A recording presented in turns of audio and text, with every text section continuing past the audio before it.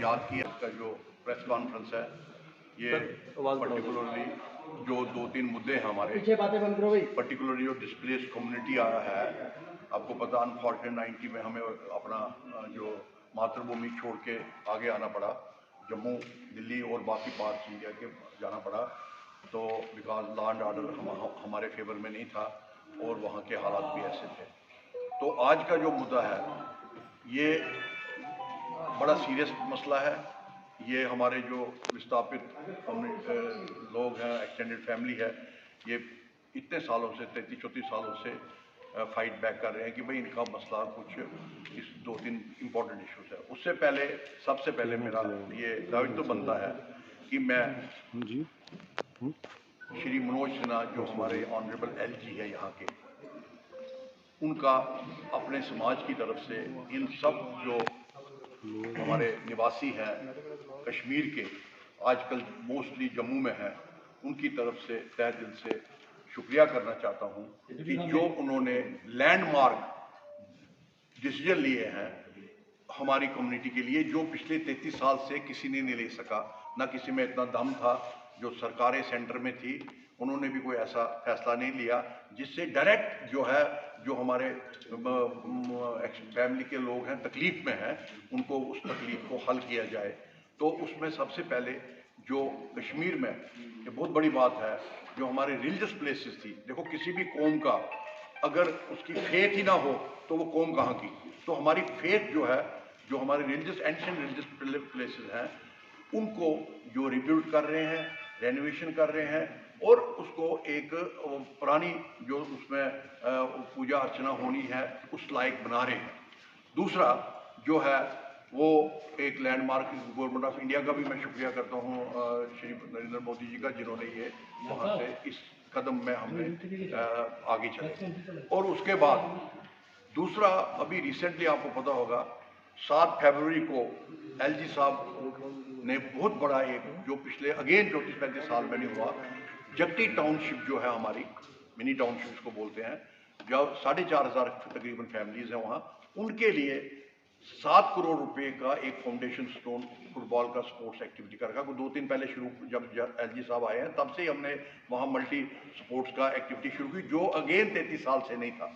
तो वो उन्होंने वहाँ आके, हम उनका वहाँ भी शुक्रिया किया, दोबारा शुक्रिया करते हैं आपके माध्यम से कि उन्होंने वहाँ आके इतना अच्छा प्रोग्राम, भव्य प्रोग्राम करके ये हुआ। और उसके साथ उन्होंने 4-5 अनाउंसमेंटें भी की, क्रिकेट ग्राउंड बनेंगी, मल्टी जिम्स बनेंगे, इंडोर बनेंगे और हेल्थ सेक्टर में भी जो हॉस्पिटल है उसमें सुविधाएं दी जाएंगी, क्योंकि वहाँ हमारे समाज का, जम्मू में सबसे ज़्यादा जो विस्थापित समाज है हमारा, उनकी मेजॉरिटी वहाँ पे है और सबसे ज़्यादा जो है प्रॉब्लमेटिक, जो वहाँ की डे टू डे प्रॉब्लम्स बहुत सी है, तो वो उसके लिए भी हम उनका आभारी हैं। तीसरा हमारा, आपको पता होगा, हमारे बच्चे जो हमारे एज ए एम्बेसडर काम कर रहे हैं, अपने वतन में वापस गए, अपना रिस्क लेके, अपना जैसे एक फौजी अपने बॉर्डर पे लड़ता जो हिंदुस्तान इंडिया के लिए, ऐसे हमारे जो जवान लड़के हैं, लड़कियां हैं, माताएं हैं, बहनें हैं सॉरी, तो वो वहाँ पे PM पैकेज में गए हैं।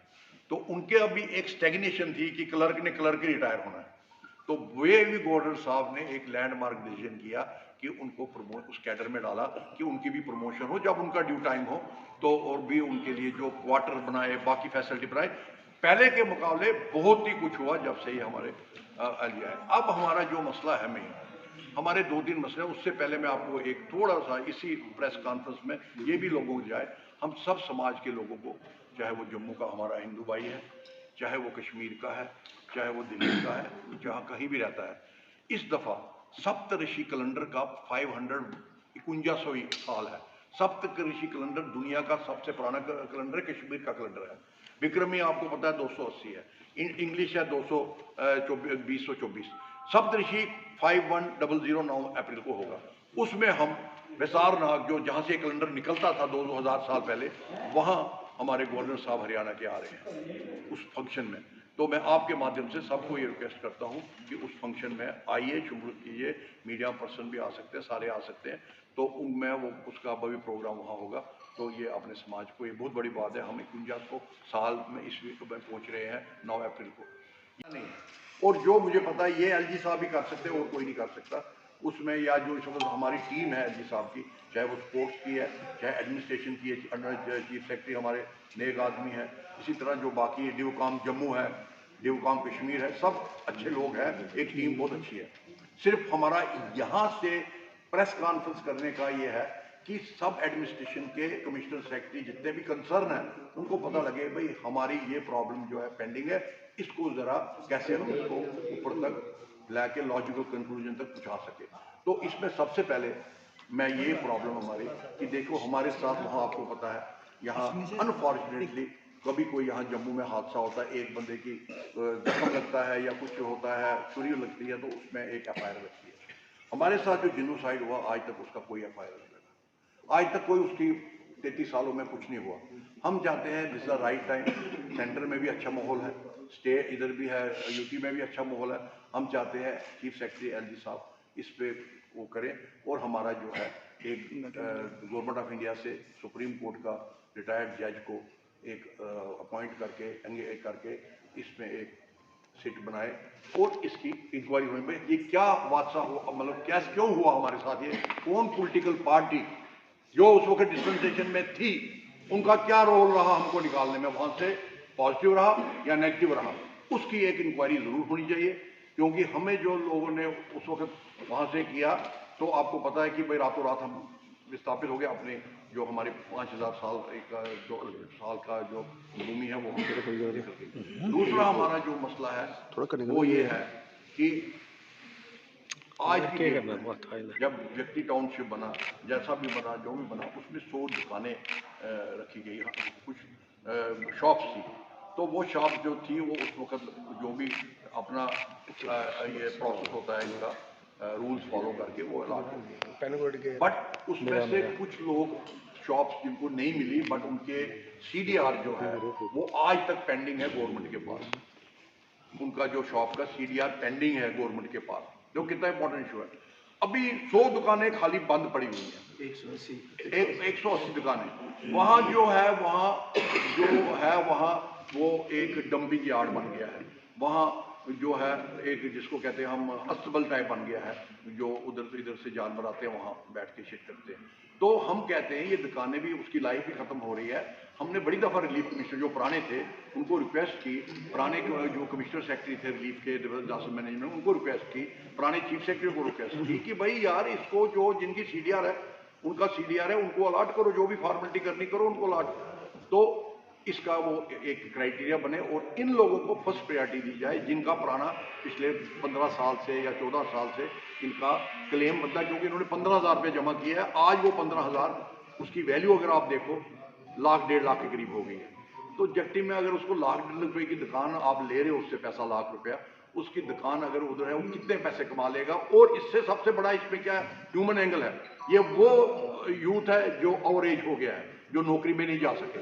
ये वो यूथ है जिन्होंने अपना बाग बगीचा छोड़ के आ गए, बाग चले गए इनके। ये वो यूथ है जो वहाँ मेडिकल शॉप, उनके फादर मेडिकल शॉप चलाते थे तो उनको था मेरा बेटा बैठेगा इधर, वो चला गया। तो इन्होंने सारा खो के यहाँ आए उस बुरे हाल में। तो अब इनका हक बनता है, मैं गवर्नमेंट के रिलीफ कमिश्नर से, चीफ सेक्रेटरी से रिक्वेस्ट करता हूँ, इनका जो है ये मसला इमीडिएटली ऑन टॉप प्रायोरिटी, इसको जो भी प्रोसेस बनता है इनसे जो भी आपने लिख के लेना लीजिए, बट इनको दुकान वहाँ मिलनी चाहिए जो बंदे पुराने हैं। नवों के लिए जो आपने अपना यार्ड स्टिक बनाना है, जो रूल्स फॉलो करने के कीजिए, इनके लिए भी एक वो कमेटी में फैसला ले लीजिए। नंबर 2 सबसे बड़ी चीज़ है कि भाई अब आपको पता है जब माइग्रेशन हुई उस वक्त राशन कार्ड बने। अब एक फैमिली में 3 बच्चे थे, एक चला गया दिल्ली, एक चला गया बम्बई, उन्होंने किया अपना नौकरी की, किसी ने इंजीनियरिंग चला गया, उधर ही रह गया। तो इसलिए वो जो राशन रजिस्ट्रेशन थी उस पर बड़ी टाइम टू टाइम वेरिएशन आ गई।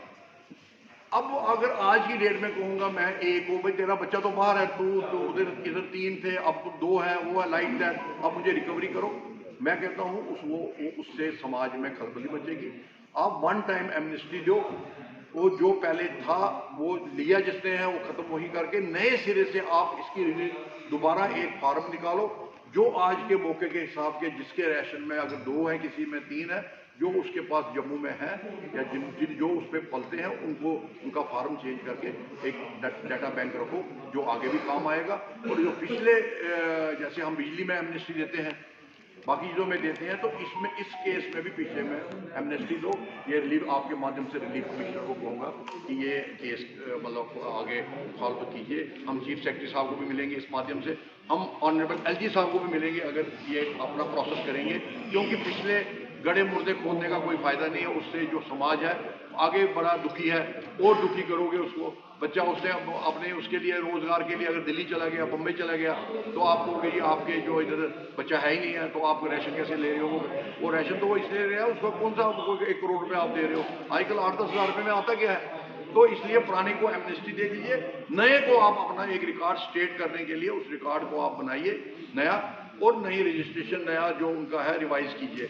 ये कोई 10-12 दिन में प्रोसेस सारा कंप्लीट हो जाएगा। तो इसके लिए अगर हमें रिलीफ कमिश्नर नया है, नेक आदमी है, तो हम उसको ये माध्यम से कहेंगे कि इसको सरकार में, क्योंकि सरकार ने करना, बट जो भी होमवर्क करना है वो रिलीफ दफ्तर ने करना है। और रिलीफ दफ्तर अगर होमवर्क करे, मुझे पक्का यकीन है इस वक्त सरकार जो है ऊपर सब पॉजिटिव है हमारे साथ। वो कहते हैं कि इनके साथ जाते हुए इनको ज़्यादा अच्छा तरीके से एकोमोडेट किया जाए। और इससे अलावा हमारे हेल्थ की भी बड़ी प्रॉब्लम है। हमारे जो ओल्ड है लोग, अब देखिए जो बंदे रिटायर हो गए, ओल्ड हो गए, उनको कोई किसी को 30,000 पेंशन है, 25,000 है, वो अपना परिवार को पाले, या कोई जो रिलीफ पे 10,000 लेता है वो परिवार को पाले, या दवाई की खरीदे या मेडिसिन खरीदे। मैं आपके माध्यम से ये रिक्वेस्ट करता हूँ कि कम से कम जैसे अपने एक रिकॉर्ड बन गया JKUT ने जो हेल्थ का सबको बेनिफिट दे दिया, मैं भी हूँ उसमें, आप भी हैं। आजकल हर सिटी में मोदी सेंटर जी खुले हैं हमारे, जो उनकी दुकानें खुली है, वैसे 2-3 दुकानें खोल के, 4 दुकानें खोल के इनको उस प्रिस्क्रिप्शन पे दवाई एटलीस्ट जो रेगुलर दवाई है दी जाए। और उससे अलावा जो हमारे CA पेशेंट है मेडिकल के CA के जिनको है, उनका भी कोई एक निकालिए वे आउट, क्योंकि यही 2-4 इशू मेन जो है बड़े बर्निंग इशू है। समाज इसमें आज की डेट में बड़ा सफ़र कर रहा है। आप सबको पता है कि कितने आजकल ये है, आप क्योंकि हमारा और सबसे बड़ा है जो मिलता है असिस्टेंस मिलती है इनको, हमारे एक्सटेंडेड फैमिली वालों को महीने में, वो भी अब बड़ी देर हो गई है, उसको रिवाइज का टाइम आ गया है। उसको हम हमली रिक्वेस्ट करते हैं इस एडमिनिस्ट्रेशन से, उसको आप रिवाइज किए जो सेंटर में जाके। मुझे यकीन है कि हाँ हमारे जो लेफ्टिनेंट गवर्नर जी ऑनरेबल, वो इस चीज़ को जो है ये 2-3 चीज़ें जो है उनके हाथों ही होनी है। और आगे भी उन्होंने बहुत कुछ किया समाज के लिए हमारे, और ये भी होगा, और इसमें हमें मतलब कोई दो राय नहीं है, ना कोई शक है। तो ये क्या, इसीलिए आज आप सबको किया था। उसके अलावा मैं जो भी होगा टाइम टू टाइम आपके साथ फिर हम इंटरेक्शन रखेंगे।